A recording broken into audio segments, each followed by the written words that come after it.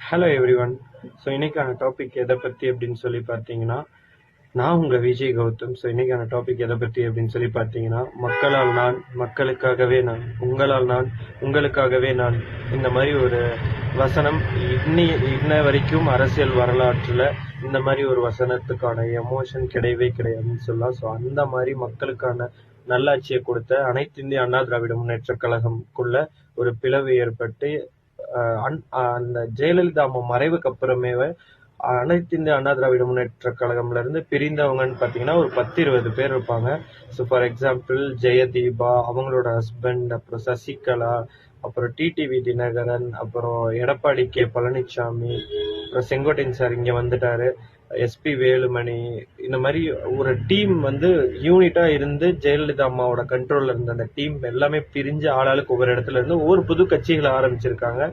So நேத்திக்கு சட்டமன்றத்துல பாத்தீங்கன்னா தேர்தலோட வின் பண்ண எம்எல்ஏஸ்கள் எல்லாமே ஒரு இடத்துல ஒரு அந்த எலெக்ஷனுக்கு அப்புறமா கூடின ஒரு நாள் நேத்து எவ்வளவு எதிர்ப்புகள் இருந்துச்சுன்னு நம்ம எல்லாம் பார்க்க முடிஞ்சிச்சு. ஸோ அந்த எதிர்ப்புக்கு என்ன ரீசன் அப்படின்னு சொல்லி பாத்தீங்கன்னா, 2 டீமா இப்போதைக்கு ஏடிஎம்கே ஃபார்ம் ஆயிருக்காங்க.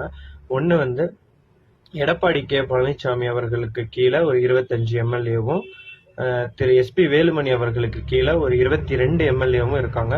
ஸோ இவங்களோட கோட்பாடு என்ன அப்படின்னு சொல்லி பார்த்தீங்கன்னா, எஸ்பி வேலுமணி அவர்களோட கோட்பாடு என்ன அப்படின்னு சொல்லி பார்த்தீங்கன்னா, தாவேக்காக்கு ஆதரவு தெரிவிக்கலாம் அப்படின்னு சொல்றாங்க. ஸோ அதுக்கு காரணம் உடனே செம்பு தூக்கிட்டு வந்துடாதீங்க, இருங்க பொறுமையா அதை கேளுங்க. அதுக்கான காரணம் என்ன அப்படின்னு சொல்லி பார்த்தீங்கன்னா, ஏடிஎம்கே டிஎம்கே இதுதான் பரம்பரை எதிரி கட்சியா இருந்துச்சு.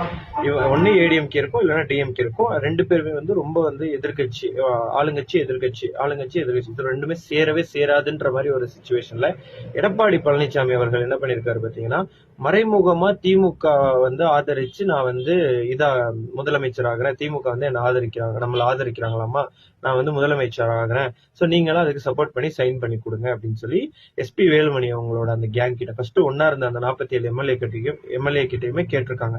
ஸோ இது பிடிக்காத அந்த 25 எம்எல்ஏக்கள் தான் வெளியில 22 எம்எல்ஏக்கள் தான் வெளியில இன்னைக்கு ஒரு பி டீமா ஃபார்ம் பண்ணிருக்காங்க. ஸோ அவங்க கோரிக்கை என்னன்னா, நம்மளுடைய எதிர்கட்சியான ஸ்டாலின் அவங்க கட்சியிலே போய் நீ ஜாயின் பண்ற மாதிரினா, அம்மா இத்தனை வருஷமா நிறுவன இந்த கட்சிக்கு என்ன பயன், என்ன பேரு, அப்புறம் மக்களுக்கு நம்ம மேல இருக்கிற மரியாதை, நம்ம மேல இருக்கிற எல்லாமே போயிடும்.